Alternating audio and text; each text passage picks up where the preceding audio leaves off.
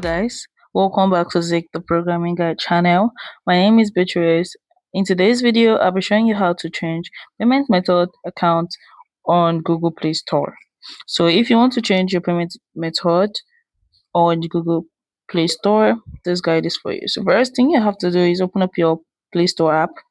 So once it's opened, you're going to head straight to your profile right above your screen. Click on that. Once you click on that, you're going to see this. This is payments and subscriptions. Click on that. Once you click on that, you're going to see payment methods right here. Click on payment methods and you're going to see the accounts you already have, the payment method you already have. So you just go down here and you're going to see more payment settings. Click on that and it's going to take you to payment.google.com. So you have to wait for it to actually load up.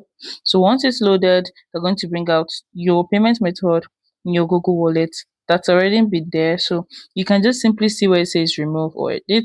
So you click on edit and from there you can be able to change your payment method on Play Store. If you find this guide helpful, give it a thumbs up and equally subscribe to get more tips like this. Thanks for watching, guys. That's my next video. Bye.